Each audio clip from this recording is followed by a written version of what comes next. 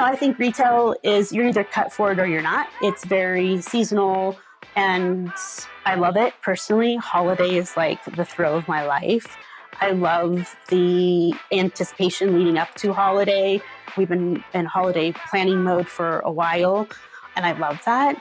I would say like no frustration. There are customer behavioral changes always. Understanding what those changes are and trying to get in front of it as much as you can is key.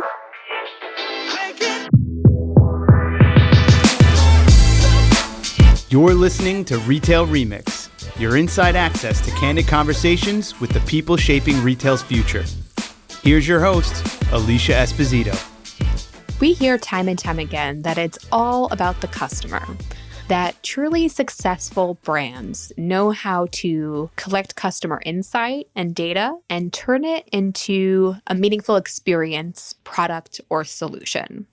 Now, I'll be honest, that is all Rachel Frederick does. As the VP and GM of digital business of Sur La Table, she covers a pretty broad scope of the business. She keeps tabs on marketplaces, the digital business / e-com, direct-to-consumer experience, and even has to understand what's happening at an omnichannel level. And she is incredibly passionate about understanding the customer and turning that into new opportunities for the business. So today, I wanted to dig a little bit deeper into what her day-to-day looks like. Again, knowing she covers such a broad scope of what's happening within the brand. How she has built a model for collecting, leveraging, and applying data, and what that looks like once new products, solutions, and experiences are out in market. And we cover a pretty broad scope of topics from last mile and delivery to in-store classes and service. And of course, what's happening at an e-commerce level? What is an expectation now from a e-commerce experience standpoint? So Rachel, you'll be able to tell pretty quickly, is incredibly passionate about her job and the customer. So it was incredibly enlightening to understand not just how she does her job, but how her team works as well. Rachel, thanks so much for being on the show. I am so excited to have you on today. Thank you for having me. So as VP and GM of digital business for Sur La Table, how would you define your primary goals and metrics for success? I always love asking this up front because I feel like it's kind of the foundation for our entire conversation. For sure. Goals for success, of course, they're the financial goals, right? My whole team, we are looking at our demand goals. I would say every day, essentially real time. So financial goals matter. Really leading up to or laddering up to the financial goals and what drive those goals, the metrics around that, customer lifetime value. When you think of, what drives customer lifetime value, we are always looking at our net promoter score. What are our customers shopping for? Are they able to find what they're looking for? Just the overall funnel to understand, again, business, status of business, the health of our customer, the health of our assortment. Yeah, just to ensure we don't have any technical issues or friction.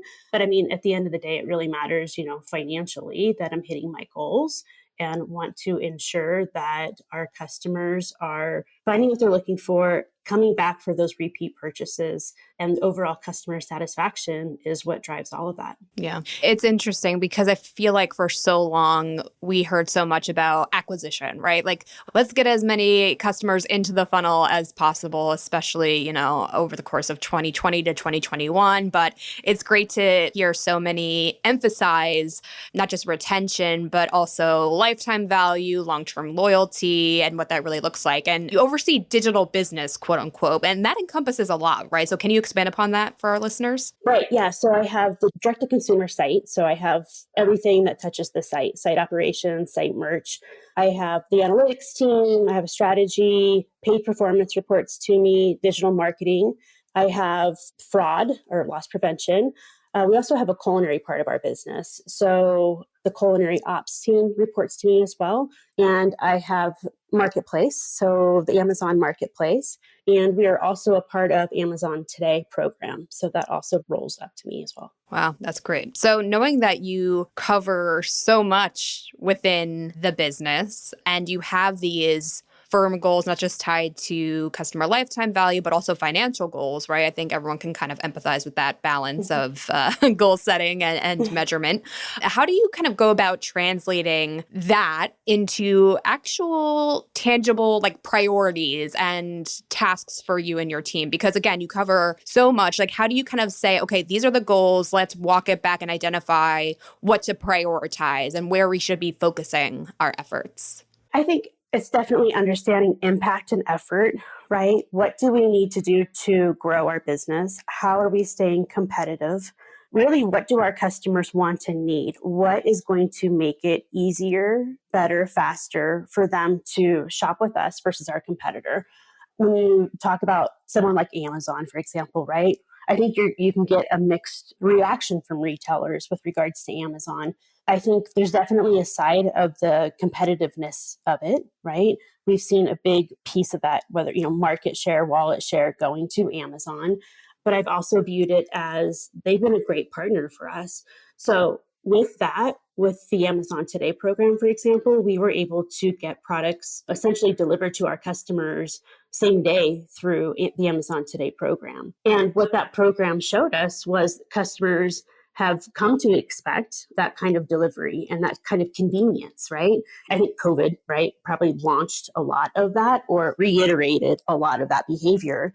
So with the success that we've seen through the Amazon Today program, that actually got us to launch our own same day delivery. So on surlatable.com, if you live within, I'll say, a 20-mile radius of one of our stores, and we have that product in your local store, you can actually pay a very small fee and get it delivered to you same day. And we are partnering with Walmart Go Local for that capability. So, to answer your question, I think it really gets back to, again, what do our customers want and need? Why would they come to us? And how can we make that experience great for them so they do continue to come back? But even going beyond that, you want to make sure that your products are great and the prices are competitive and the service you're giving them is what they would come to expect and want from a brand such as Sur La Table. We do view our brand as, I'll say, more of a luxury brand. We do have that good, better, best product assortment. But yeah, we definitely know that customers want convenience.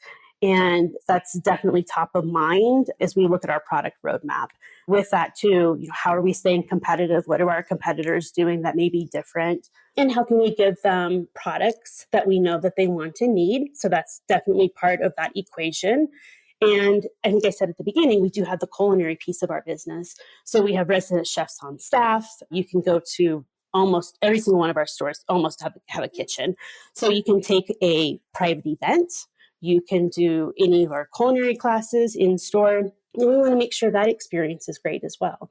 So we're also keeping top of mind, how can we make that experience of someone taking a culinary class and also being able to find that the products that they used in class, they're in the store. And how can we make sure that our store associates and brand specialists are able to answer the questions that they have to better understand maybe how to use the product? Yeah, so all the learnings that we actually have in store, because our conversion rate's so great in store, right? We're trying to take those learnings and apply them online. How can we bring those insights and what's working and those unlocks, what's working in store online so that we're driving conversion online, similar to what the store looks like?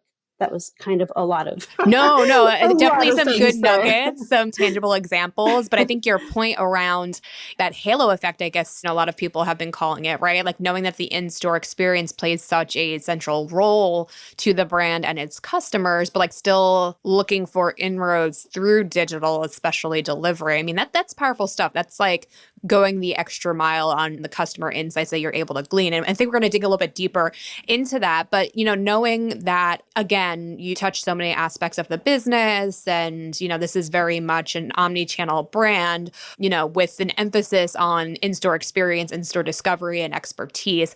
Like, what does your team look like? I mean, I feel like that's a kind of vague question, but do you report and collaborate with other teams? What does this kind of look like? Again, knowing that you do play such a central role in turning that customer insight into opportunity for the business. I actually love the fact that my team, I'll use the word hodgepodge, and that sounds so silly to say, or, no, good word. A way to describe your team. But I love the fact that my team is so diverse. We are like a Swiss Army knife when it comes to the business.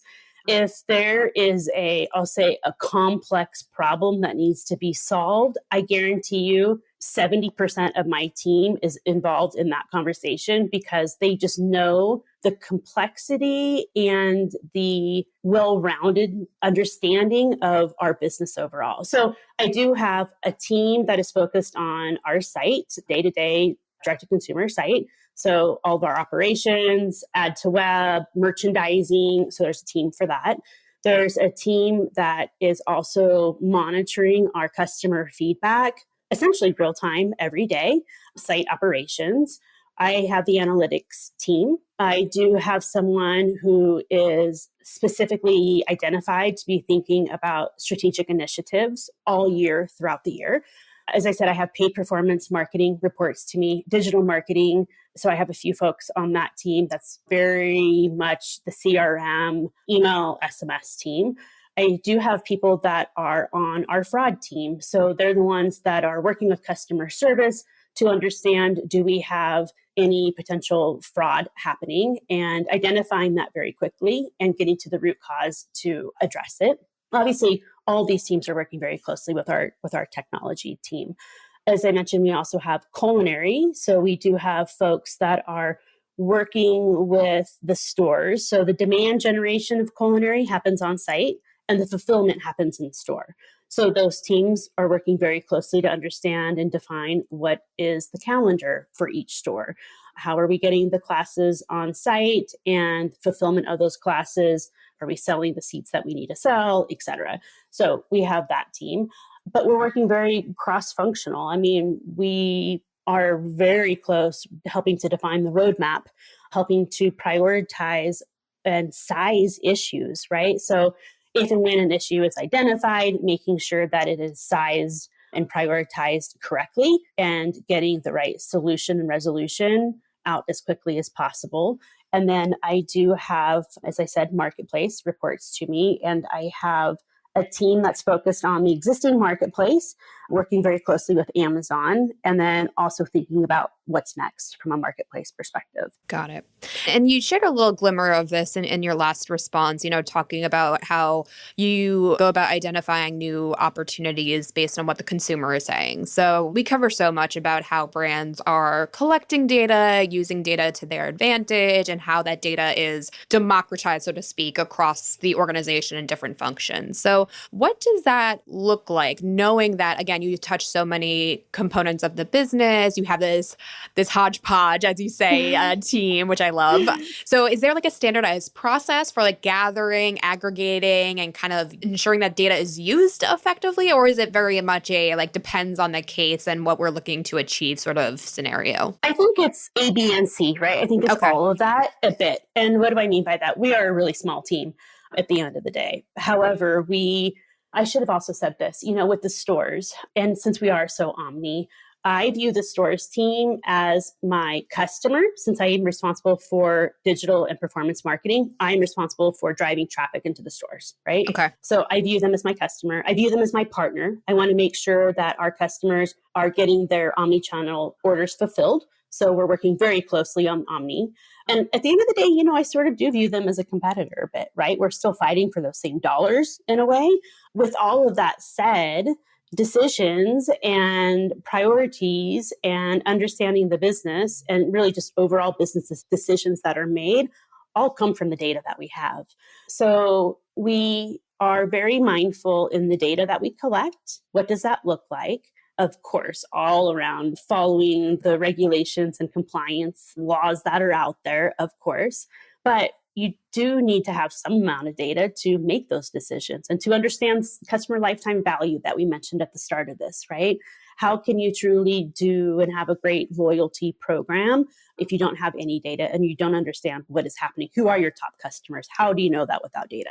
So we are mindful of the data that we are collecting and how we're using it.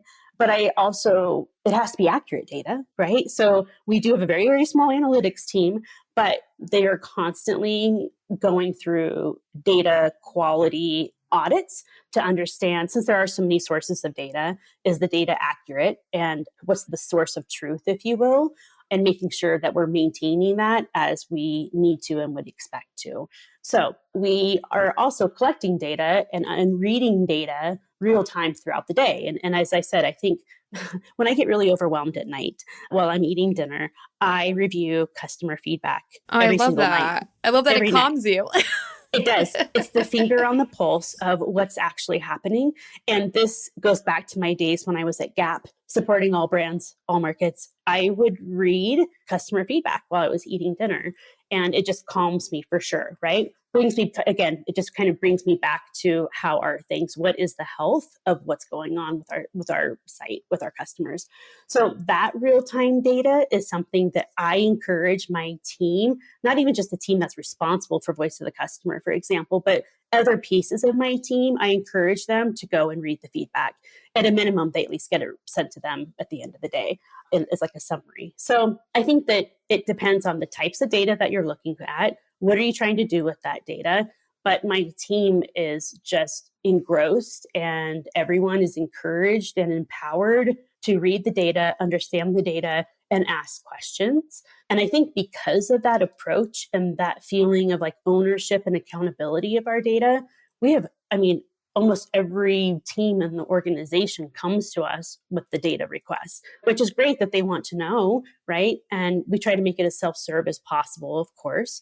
But it's also, you can't just give someone data and expect them to know what to do with it, right? You want to make sure that they're understanding what the data is telling them so that they're making the right decisions. No, that's a great point. And I will say a little birdie also told me that you are known to respond directly to customers sometimes late at night while you're reading feedback. Is that true? That is true. That is true. Because, what is that saying? The canary in the coal mine, or whatever. As soon as you think that there might be an issue, you want to dig in and understand, is this really an issue, right? Then you want to get more information. And short from not being in a store and being able to ask someone, can I help you? Or they look at something and they put it down. Did you have a question? Can I help you? Right? I don't have that luxury right now through the site. So I think just getting the feedback is how I'm getting that lens into the customer. Like, what are they experiencing? What issues do they have? What concerns do they have? And is it a bigger issue? And I think understanding the size of someone like a Gap, and if someone says, oh, the promo code doesn't work, that can be very meaningful to your business if you truly have a promo code setup issue, versus do they have products in their bag that are excluded from the event, right? So understanding that nuance as quickly as possible can be very financially beneficial, right? So I think that's just a great example of why it's important to stay so close to that customer feedback to understand, is there an issue? If so, how pervasive or impactful is it? And quickly resolving that issue. Yeah. I'm going to drill into one word that you just included in your last response, and that's nuance. And I think that's such a critical word, because not only have we seen year over year, quarter by quarter, however you want to describe the passing of time, right? Evolution of the consumer and what our expectations are, even as consumers. But a lot of it is very contextual to what our needs are in that moment, where our heads are at, what we need to address or tackle or buy in that moment. It's just so layered and, again, nuanced. And that level of insight and being able to absorb and apply that is so powerful. And, obviously you've been with the brand for a few years now, I think 3 years. Is that right? Correct. Yes. Okay. And so I'm curious, what notable things have you learned about the brand's core customer and how they've changed. I mean, we talked a little bit about the omni component and delivery expectations, but is there anything that really stands out to you that's like a big aha or big learning about the customer? I think yes, and we're definitely learning more every day, especially as I think that customer preference may change. I've always said shopping is such a personal and non-linear experience. The way I shop is very different than the way my husband shops. And convenience definitely matters, I think, to everyone. So I live somewhere where I live in South Lake Tahoe. We don't have shopping unless you're looking for a ski jacket or a bikini, right? We're a very much tourist town and there's nothing really even close by. So I know who my retailers are that can get products to me very quickly. And that happens to be a very high priority for me personally because I tend to be a last minute shopper as is. So it's a bad combo. Definitely understanding our customer tends to be a little more affluent. As I said at the beginning, we view ourselves as a luxury brand, and we know that great experiences matter to them. Whether that's the culinary experience, the in-store experience, as well as the online experience, that matters to them. And at the end of the day, what sets you apart from a competitor? We are a retailer where we're selling first-party and third-party products. So why would someone come to us versus our competitor? And even when we get around the table as a leadership team and we talk about our strategy and our roadmap, the customer is always at the center of that conversation. Yes, tech enables it and great products and assortment, that definitely matters, right? But understanding just that customer nuance and the way they're shopping and the experiences that they come to expect and what's going to bring them back, that's definitely how we think about it and top of mind. And how are customers evolving? How are they using, they're still browsing on mobile at night and maybe they're converting more on their desktop in the evenings, right? Like we're definitely looking at it from that perspective as well. And we also know that we're getting them throughout the different points in their life, right? We know that they are getting married and they have a gift registry. We know that then they're buying a home and we're seeing them come back and make different purchases. And then we're actually seeing them come back for their second home or if they've upgraded their home and making different purchases. So again, you mentioned the data. We're making sure that we are understanding those different journeys throughout their life based on the data that we have about them and their purchase behavior, but also how they're actually buying from us and when, and again, the omni piece of it. No, that's great. So can you share any other examples of like recent applications of this? I mean, again, we talked a little bit about the fulfillment/delivery side of things, but have there been any other instances where you've been able to glean new ideas or new opportunities for Sur La Table after digging into that data and really understanding, like for instance, the milestones or life stages component that you just shared is very interesting. So is there anything else that you've been able to apply and has been ultimately successful for the business? Yes, don't want to share too much because I think a lot of it ladders up to like how we're thinking about it and what our roadmap looks like. Okay. But I will say the life stages or the milestones are a key piece to how we think about our customer and what that looks like. Yeah, I'm trying to think of a good way to answer that. And I would say it's identifying the capabilities that we want and need that we don't have today, what that looks like, and how can we enable it through technology. And I'll come back to this. And I mentioned it earlier. This isn't like a giveaway because we're already doing it. I think when you are looking at how the store is so successful, right? What is it about the store? Customers come in, they see the store associate who are brand specialists. They may have a product demo that's happening in the store, but they're also seeing the culinary class that's happening in the back of the store in the kitchen. They can smell the food that's being cooked in the kitchen. A lot of different sensories are going on, right? How can we take those learnings that are happening on site or happening in the store and apply them online? So we last year launched the digital brand specialist videos where we took our resident chefs, plucked them out of the store.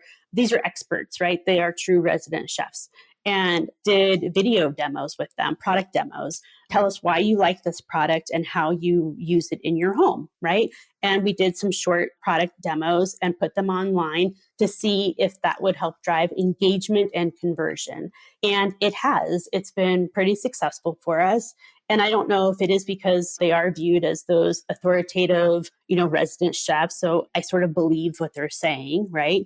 And I think people are really gravitating towards hearing what those resident chefs have to say about the product and making the decision that, oh, yes, I do want to try that, or I do want this product. So we have seen a program like that be pretty successful for us. And I think that it's just about understanding what those customers' wants and needs are and applying them in different ways. Yeah. Yeah, I love that example. And what does it look like when, say, something's already in market or, you've already rolled something out? Because obviously, I think anyone listening to this knows that this isn't like a set it and forget it thing, right? Like even things that exist within your customer experience they always need to iterate, adapt, and improve. So what is the process for managing that process? Like especially like right after it launches and maybe even long term? This is probably a very loaded question, so apologies. No, it's not. It's I think it also gets back to like what I said as far as like at night when I'm eating dinner, reviewing the customer feedback. So when we launch new capabilities,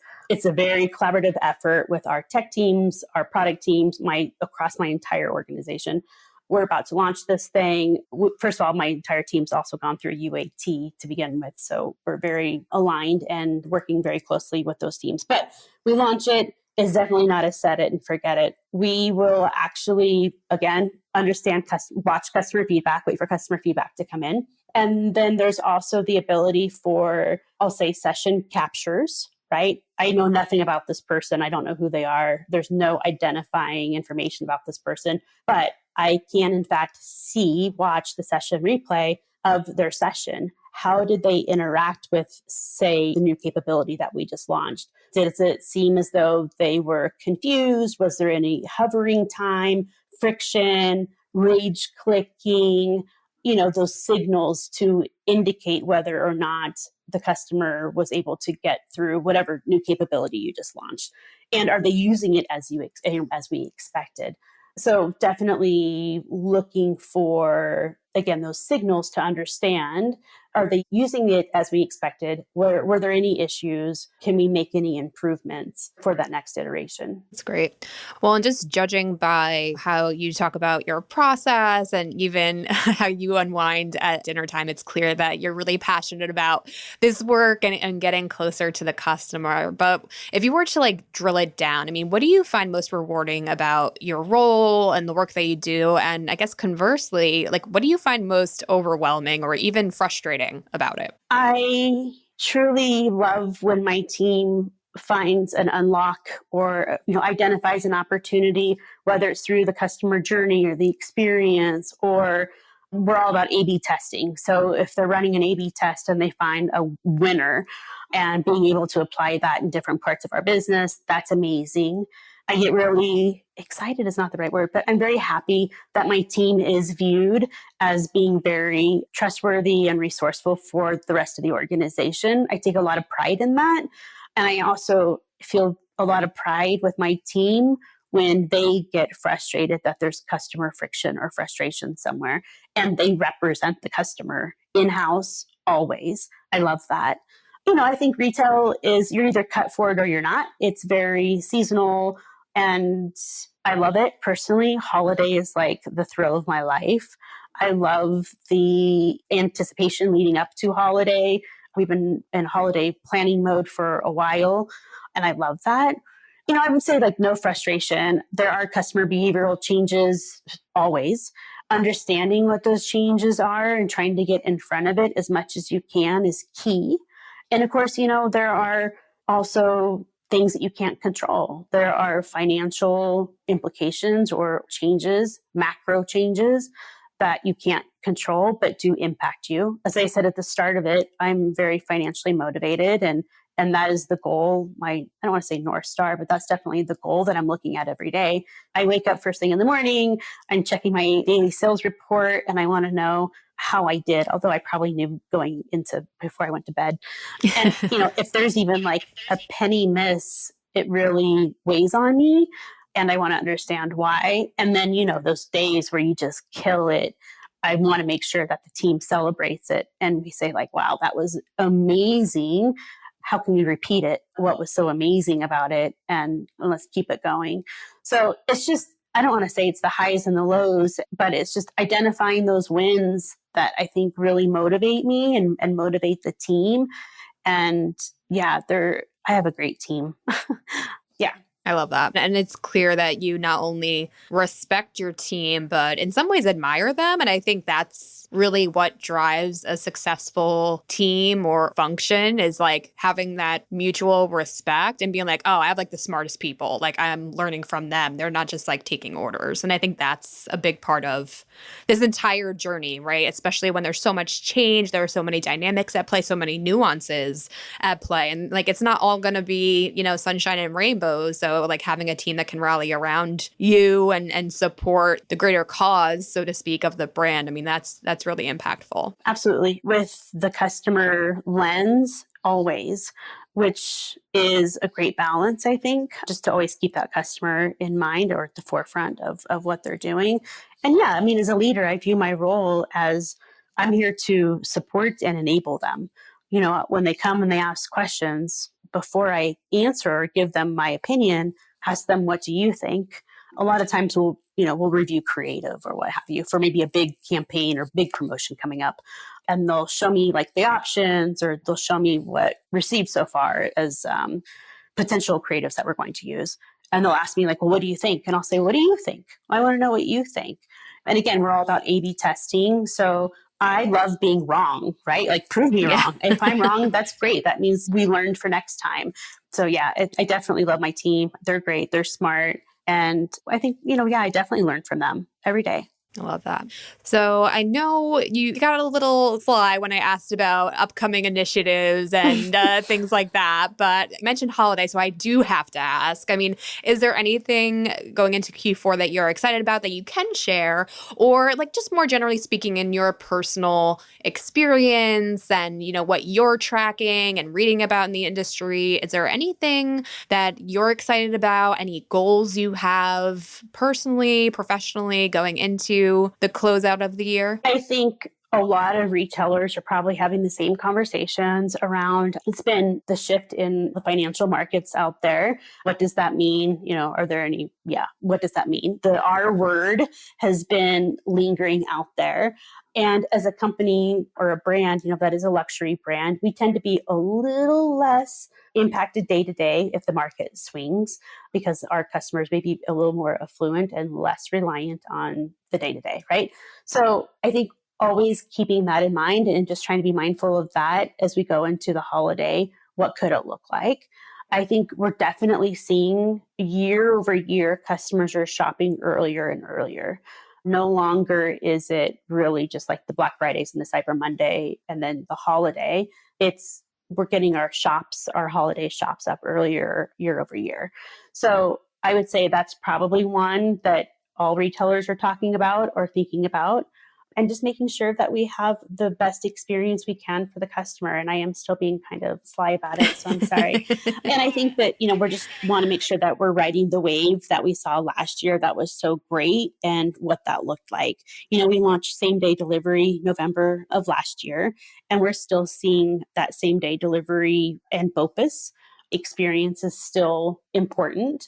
Even when I've gone around to the different conferences this year, I hear from people and they say, oh my gosh, I had that thing delivered. And the funny thing is, it's not even the $3,000 coffee machines that people want delivered to them same day. It's everything as small as olive oil, right? Or a platter that they need because they're hosting an event that night. So I think that convenience is still going to be king when it comes to what customers want going through holiday. And then, of course, gift giving. So we want to make sure that those gifts are easy to find and readily available for people to make purchases over holiday. But we want to make sure that everything is a great experience and just great experience. Solid, stable, knock on wood. I'm definitely already preparing. My team's been preparing for holiday for a while. Contingency planning is literally my middle name. And I love it when other people say, oh, I'm thinking about this contingency. Is Rachel on the call? Rachel, did you hear that? Contingency. Yeah. So that makes me happy. And that's not even my team. Those are other teams. So that's phenomenal. So I think it's just being as prepared as we can, going into holiday. Everyone's ready. Yeah, absolutely. And we're going to be keeping our eyes and ears open, seeing what's really happening at the consumer level, because I agree 100%. It's a very interesting time. A lot of dynamics at play, varying levels of confidence, but also an eagerness to shop and buy. So jury's still out to a certain respect, but definitely excited, Rachel, to see everything that you and your team have up your sleeves and everything new coming down the pipeline from Sur La Table. But thank you again so much for taking the time out for now. It was really great just to learn a little bit more about you, your work, and of course, all the great things that you've accomplished thus far. Thank you for having me. Appreciate it. Yeah, likewise. And to all of you joining us, hope you enjoyed this conversation. If you have any comments, follow-up questions for Rachel, we'll be sure to tag her on LinkedIn. That way we can keep the conversation going. And of course, we'd love to hear your thoughts on this episode as well as the show as a whole. Leave us a rating or review on your preferred podcast player. We are on Spotify, Stitcher, Apple Podcasts, and frankly, anywhere else. We're probably there too. And of course, while you're there, be sure to click subscribe. We have new episodes coming to you weekly, deep dive conversations like this one with Rachel here. And we're talking about everything that's happening in the industry, but also within the four walls of some incredible, incredible brands. So be sure to click subscribe there. That way you get the latest and greatest delivered to your device. But for now, that's it from us, everyone. Thank you again so much for joining us. We will see you next time. Take care. Thanks for listening to this episode of Retail Remix. Be sure to subscribe so you never miss an episode. You can find us on your favorite podcast player. Until next time, keep mixing it up.